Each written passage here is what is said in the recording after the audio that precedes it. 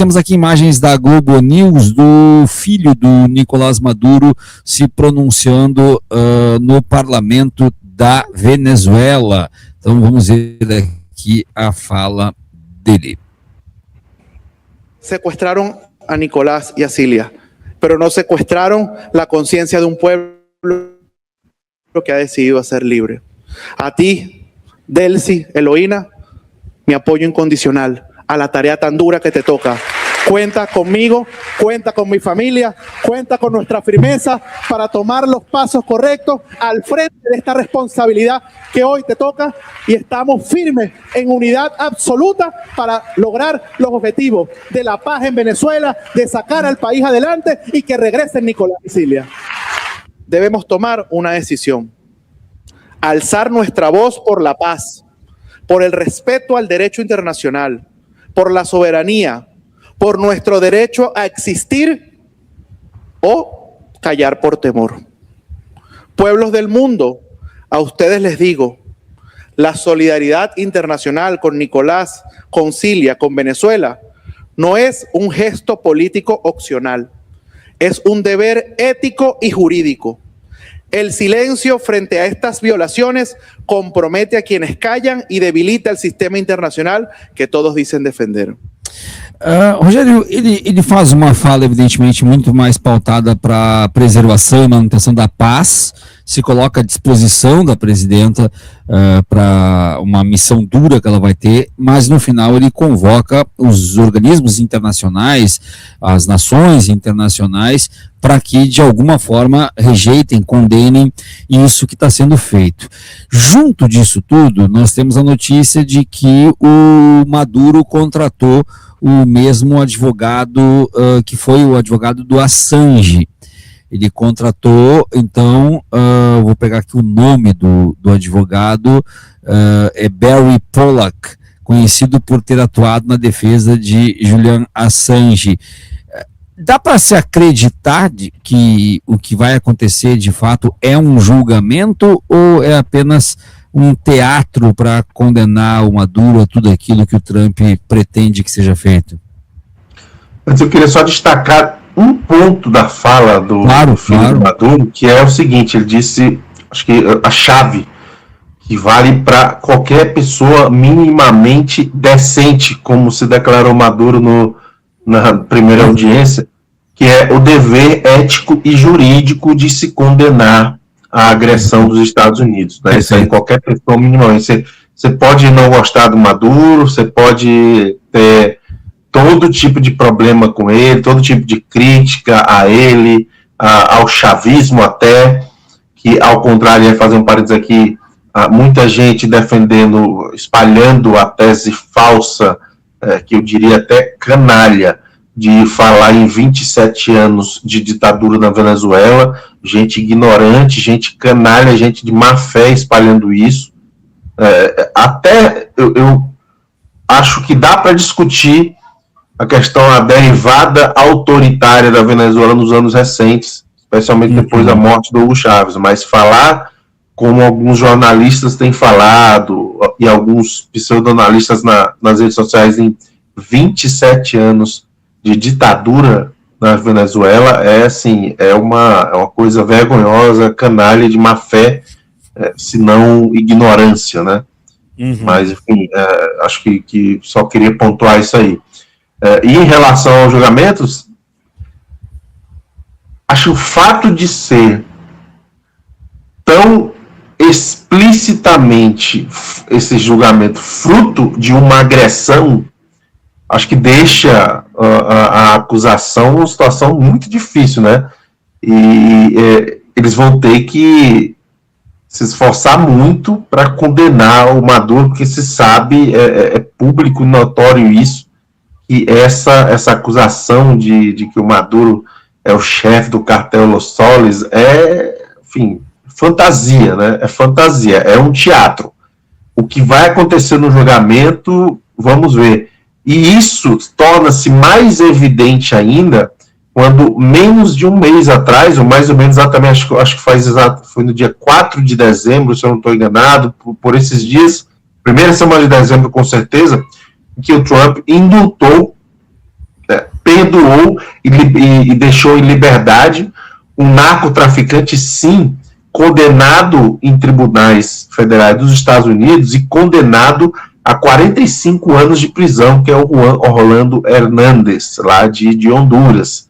As imagens são muito chocantes. Um cara que foi condenado a 45 anos por traficar mais de 400 toneladas. Eu estou até em dúvida agora se são só 400, mas enfim, 400 toneladas, uma quantidade absurda de cocaína para os Estados Unidos.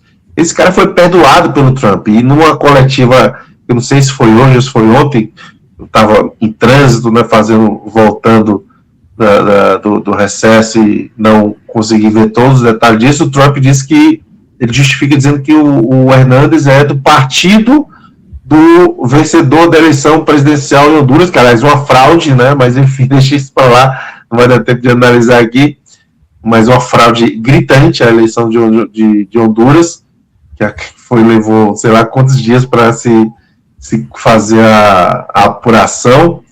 E, enfim, ele disse que o cara que eu apoiei em Honduras é do mesmo partido do Hernández, do Orlando Hernández.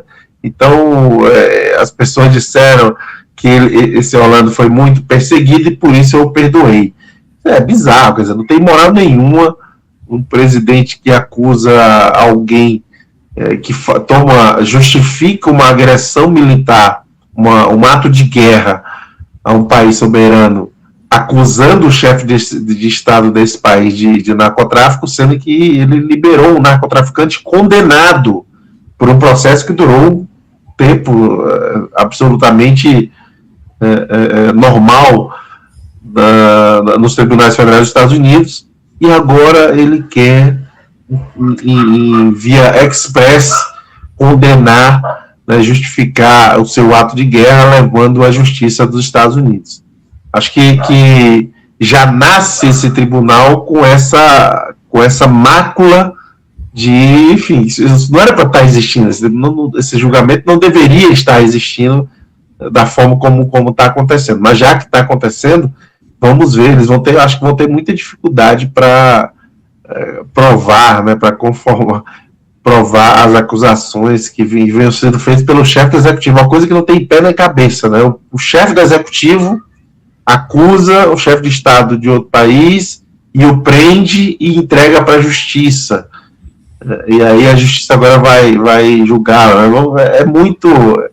Tempos muito estranhos, né, professor? Tempos muito estranhos estamos vivendo, e esse julgamento que não tem não faz o menor sentido, não tem pé nem cabeça esse tipo de julgamento, mas está acontecendo, vamos ver, mas eu acho que não tem como eles conseguir se provar, já que eles falam tanto em legitimidade, né, do governo Maduro. Acho que dificilmente eles vão conseguir se provar a legitimidade desse processo que estão começando, né? O BMSA Porto manda uma pergunta aqui. Para que serve a ONU se não tem força contra os Estados Unidos?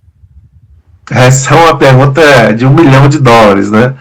Já há muito tempo os Estados Unidos desprezam a ONU. A gente está falando desde 2003, por exemplo, a invasão do Iraque foi feita a partir de uma mentira, mas, no caso da existência das armas de destruição em massa. A gente está falando de uma série de ataques que os Estados Unidos praticamente não passam um ano, né, sem bombardear. Acho que desde a Segunda Guerra é difícil ter um ano em que os Estados Unidos não tenham bombardeado algum país e cometer atos hostis, atos de guerra contra países, assim, e inclusive em alguns foram nítidas operações para encobrir questões da política interna dos Estados Unidos, né? Mas isso daria uma aula de história boa para comentar sobre isso. Então, mas eu estou dizendo isso para dizer que há muito tempo os Estados Unidos não ligam, não respeitam a comunidade internacional que é representada pela ONU. E há muito tempo a ONU não tem a capacidade de ter o mínimo de respeitabilidade em relação as ações das grandes potências, né? Acontece isso com os Estados Unidos frequentemente, mas outros países, a Rússia mesmo também, em algumas situações, a invasão à Ucrânia, o ataque da Rússia à Ucrânia é um elemento disso. Então, a ONU hoje está mais para um sistema decorativo do que efetivo de concertação entre as nações, né? Mas isso é o que eu posso falar, é quase meio que óbvio, uma opinião quase óbvia diante da situação de fato que é a ONU não ter poder, o Conselho de Segurança não ter poder para vetar ações imperialistas dos Estados Unidos e até de outros países em outros momentos históricos também, não é? Vamos ver o que é que vai ser. Muito bem.